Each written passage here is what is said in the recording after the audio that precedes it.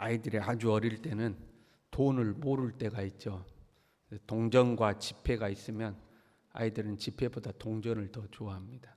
아마 동전이 자기 손에 들어오고 소리도 나고 그래서 그런가 보죠. 아이들은 주로 동전을 좋아하거든요. 나중에 돈에 눈이 뜨면 이제 지폐를 좋아하죠. 근데 한번 생각해 봐요. 내 아이가 아직 어려서 돈을 모르는데 손에 5만 원권을 들고 있었어요. 5만 원을 이렇게 들고 있었는데 어떤 사람이 와가지고 100원 가지고 바꿀까 그랬더니 아이가 모르고 100원하고 바꾼 거예요. 보통 그렇게 장난치고 이렇게 돌려주잖아요. 근데 이 사람이 5만 원을 가지고 가버렸네. 그럼 여러분 어떨 것 같아요? 아이는 아무것도 모르니까 동전 받고 좋아라 하는데 그걸 지켜본 부모는 어이없지 않겠어요? 뭐 저런 사람이 다 있나고 어이없고 속상하지 않겠습니까? 그런데 그 아이가 이제 좀 컸어요. 돈도 알아요. 근데 이 아이가 게임에 빠졌어요. 여러분 게임에 빠지면 그 게임상의 아이템을 거래도 합니다. 게임 속에서 뭐 칼, 방패 뭐 이런 거 있지 않습니까? 이런 걸 돈 주고 사고 팔기도 해요. 근데 우리 집 아이가 그 게임 아이템 산다고 우리 집 문서를 갖다 팔아버렸어요. 집을 팔아가지고 게임 아이템을 샀다고 해요. 그럼 여러분 어떻게 했습니까? 아마 때려 죽이고 싶지 않겠습니까? 얼마나 황당하고 어이가 없습니까? 지금 하나님의 심정이 그런 겁니다. 이스라엘을 향한 하나님의 심정이 그런 심정이에요. 10절에 보면 오직 여호와는 참 하나님이시요 살아계신 하나님이시요 영원한 왕이시라. 이런 하나님을 우상 쪼가리하고 바꿔버린 겁니다. 살아계신 하나님, 유일하신 하나님, 참 하나님, 영원하신 하나님을 그냥 우상 쪼가리하고 바꿔버린 거예요. 3절에 우상에 대해서는요, 살림에서 벤 나무요 기술공의 두 손이 도끼로 만든 것이라. 은과 금으로 그것에 꾸미고 목과 장도리로 그것을 든든하여 흔들리지 않게 하나니. 말도 하지 못하고 걸어다니지도 못하니까 사람이 메고 다녀야 한다. 그 우상 나무 쪼가리하고 살아계신 하나님하고 바꿔버린 것이 말이 되냐 이 말이에요. 지금 하나님의 심정이 그런 심정인 겁니다. 우상과 하나님의 차이를 굳이 따져본다면 우상은 눈에 보이죠. 그러나 하나님은 눈에 보이지 않습니다. 그 차이거든요. 우상은 눈에 보이는 거고 하나님은 눈에 보이지 않는데 사람들이 눈에 보이는 것을 쫓아가더라 이 말이에요. 우상과 하나님은 보이는 가치와 보이지 않는 가치로 비교해 보면 되죠. 처음에는 우상도 단순했어요. 그러다가 점점 우상을 섬기면 섬길수록 우상이 화려하고 정교해지죠. 기술공의 두 손이 도끼로 만든 아주 단순한 거였어요. 거기다가 이제 뭘 붙여요? 은박도 붙이고 금박도 붙인 거예요. 그러다가 조금 더 가니까 다시스에서 가져온 은박과 우바스에서 가져온 금으로 꾸미되 이게 이제 해에서 수입한 것으로 꾸몄어요. 거기다가 기술공과 은장색의 손으로 만들었고 청색 자색 옷을 입었나니 이는 정교한 솜씨로 만든 것이다. 처음에는 단순했던 우상이 갈수록 화려해지고 고급스러워지고 정교해졌다 하는 거죠. 그렇게 정교하게 꾸밀수록 사람들이 우상을 더 이제 받들리는 거죠. 눈에 보이는 것을 화려하게 만들어서 믿음을 강화시키려고 하는 겁니다. 근데 여러분 믿음이란 보여주는 것이 많을수록 거짓된 것일 확률이 높습니다. 그래서 믿음은 안 보고 믿는 거지 보고 믿는 것이 아니잖아요. 근데 자꾸 뭔가 화려한 것을 보여주려고 그래요.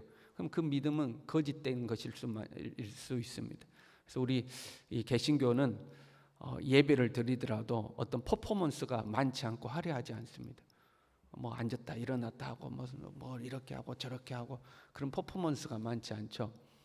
성상 자체도 없지 않습니까? 다 없애버린 거죠. 하나님을 찬양하고 기도하고 말씀을 듣는 것으로 예배가 이루어져 있죠. 뭔가 거기서 뭔가 퍼포먼스를 보여주고 하고 그렇지 않아요.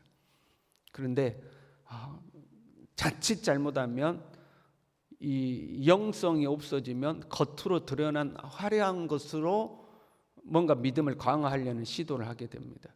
그래서 가만 보면 우리 개신교에도 슬그머니 이제 그런 것들이 들어와요. 뭔가 겉으로 드러나는 예식에 화려하고 뭐 눈에 보여지는 이런 것들을 자꾸 하려고 하는 거죠. 그것들로 사람들에게 뭔가를 자꾸 보여주려고 하는 거죠. 근데 보여주는 게 많을수록 믿음은 거짓될 확률들이 높아집니다. 오늘날은 이런 우상을 누가 쫓아다니지 않죠. 그렇지 않습니까? 옛날에는 우상을 만들고 꾸미고 섬겼는데 지금은 현대인들 중에서도 그런 사람들은 거의 없습니다. 교회를 안 다녀도 거의 이제 집에다 우상을 모셔 놓는다거나 그런 일들은 뭐 불신자들 중에 몇몇을 빼고는 현대 뭐 젊은이들 중에 여러분 막 우상 만들어서 섬기고 그런 사람이 있겠습니까? 거의 없죠. 신앙인들은 더더군다나 있을 수 없는 일들이죠. 그런데 그렇게 보이는 우상은 섬기지는 않지만 가치 교환을 잘못하는 것들이 있는 거죠. 우상은 눈에 보이는 가치죠. 하나님은 눈에 보이지 않는 가치인 거예요. 그러니까 눈에 보이지 않는 가치를 눈에 보이는 가치와 바꿔버리는 거죠. 우상을 섬기는 사람들의 우상을 향한 믿음이 커질수록 우상은 화려해지는 거잖아요. 우상이 덩달아 화려해지는 거죠. 근데 세상이 화려하고 정교해지죠. 가만 보면 세상은 우리에게 자꾸 화려함을 보여줍니다. 뭔가 즐거운 걸 보여주는 거죠. 그 세상이 화려해질수록 세상을 신봉하는 사람들의 믿음이 점점 커지는 거죠. 뭔가 자꾸 화려하고 좋은 거 보여주는 거예요. 그럼 사람들은 자꾸 그 화려하게 보이는 가치를 쫓아간다 이 말이죠. 가만 보면 믿는 사람들조차도 보이는 가치를 보이지 않는 가치보다 더 소중하게 여기는 경우들이 굉장히 많이 있는 것 같아요. 세상이 전부인 것처럼 오직 세상 것 쫓아가는 거죠. 여러분 뭐 새벽에 나오시는 분은 그러지 않을 거라고 생각해요. 교회에 나오는 이유도 뭐 때문에 나와요? 세상 것 어떻게 하면 더 많이 얻어볼까 하는 거죠. 교회에 가서 복 받아서 세상 것을 나에게 더 많이 내가 가져보겠다는 마음으로 교회를 나오는 거죠. 오직 우리의 이 가치가 세상에 있는 거죠. 그것 쫓아가는 것. 보세요, 여러분. 우상을 붙들고 있어야지만 우상을 섬기는 거예요. 나무 쪼가리로 만들어 놓은 우상을 붙들고 있어야지만 우상을 섬기는 것이 아니에요. 2절에요. 여러 나라의 길을 배우지 말라. 하늘의 징조를 두려워하지 말라. 풍습은 헛된 것이라 이런 표현들이 나와요. 근본적으로 여러 나라의 길을 배우지 말고 하늘의 징조를 두려워하지 말고 풍습은 헛된 것이라 말할 때 이 모든 것은 우상 숭배를 말하는 거예요. 그 우상 숭배에서 나오는 풍습을 의미하는 거죠. 근데 그 우상 자체는 없어져 버렸어요. 우상 그 나무 쪼가리는 없어졌어요. 근데 뭐는 남아 있어요? 그 우상에서부터 나왔던 풍습은 남아 있다 이 말이에요. 그 풍습을 쫓아가는 것 자체가 우상을 섬기는 것과 똑같다는 거예요. 오늘날 이 세상은 하나님의 말씀에 근거하지 않는 풍습들을 가지고 있죠. 그 세상 풍조죠. 그 세상 풍조를 쫓아가는 것도 우상 숭배와 같은 거라는 거예요.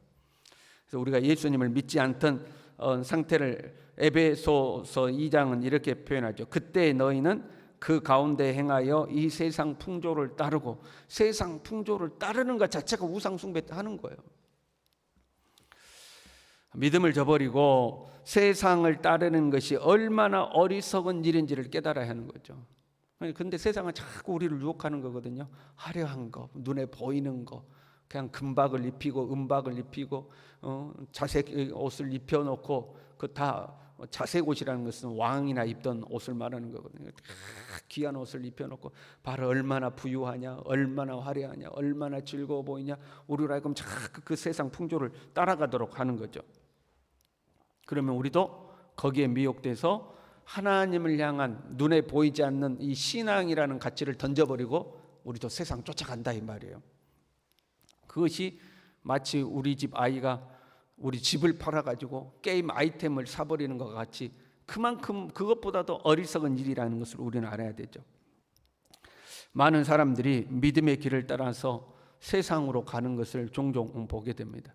어떤 사람은 세상으로 가면서 그나마 아이고 죄송하다고 미안해하면서 세상으로 가기도 하고, 어떤 사람은 미련 없이 교회에서 멀어지기도 하고, 어떤 사람은 어쩔 수 없다면서 교회에서 멀어지기도 하고, 각종 핑계로 멀어지지만 그 모든 것이 어리석은 것이죠. 11절에 너희는 이같이 그들에게 이르기를 천지를 짓지 아니한 신들은 땅 위에서 이 하늘 아래에서 망하리라 하라.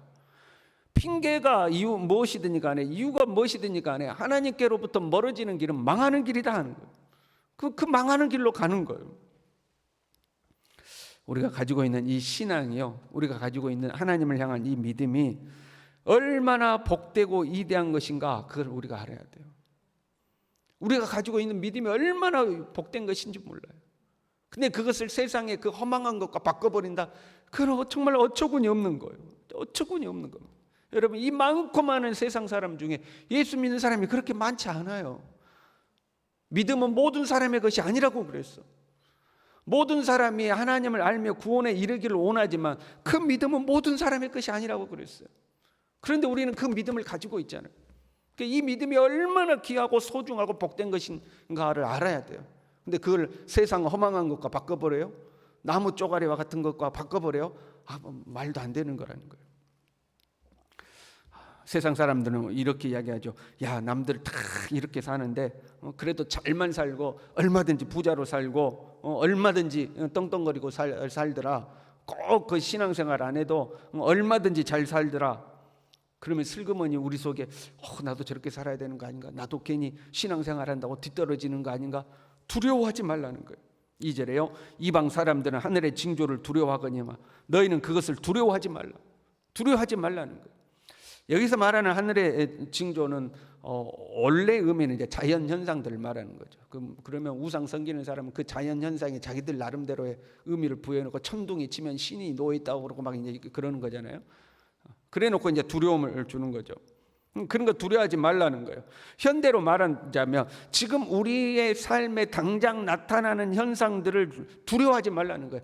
아무개가 이랬대, 누가 이랬대, 누가 저랬대, 누구가 이렇게 해서 저렇게 됐대 하는 막 그런 소문들 들려오면 그것들 두려워하지 말라는 거예요. 눈에 보이는 환경이나 세상을 두려워하는 것이 아니라 그 모든 세상의 주관자가 되시는 하나님을 두려워해야지. 그 단순히 내 삶에 뭐 조금 나타났다고, 뭐 사고 좀 났다고, 뭐 몸이 좀 안 좋다고, 누가 이래가지고 이랬다고, 저래가지고 저랬다고, 이런 것들 두려워하지 말라는 거예요. 징조를 두려워하지 말고 그 징조를 주관하시는 하나님을 두려워하라 하는 거죠.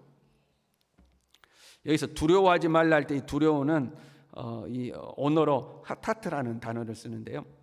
마음이 공포에 사로잡혀서 두려워 떨면서 그 두려움의 대상에게 무서우니까 굽실굽실 거리는 그 부정적 두려움을 의미하는 단어.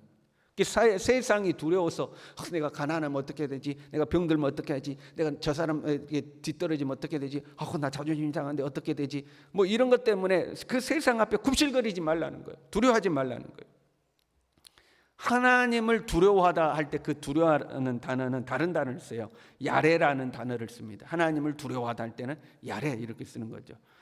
긍정적 의미의 두려움입니다. 우리가 그걸 이제 경외라고도 번역을 하는 거죠. 여러분, 너무 사랑하기에 가슴 떨리고 조심스러운 두려움이 있죠. 또는 내가 너무 존경하기에 두려운 것이 있죠. 그 두려움의 대상에게 내가 폐해를 끼쳤어요. 그래서 너무 죄송스러운 거 있죠. 또는 그 사람을, 그 대상을 실망시켜서 내 자신이 너무 속상한 거 있죠. 그런 두려움을 말하는 거예요. 막 공포에 떨어서 굽신거리는 것이 아니라 너무 사랑하고 너무 존경하고 너무 위대하기 때문에, 그래서 어떤 경외심을 갖는 그 두려움, 하나님을 그렇게 두려워하라는 거예요. 세상에서 잃어버리지는 않을까, 뒤처지지는 않을까, 높아지지 못할까 전전긍긍하면서, 그러면서 세상에서 살면 우리는 하타트의 두려움을 갖고 사는 거예요. 여러분, 우리는 그렇게 살면 안 돼요.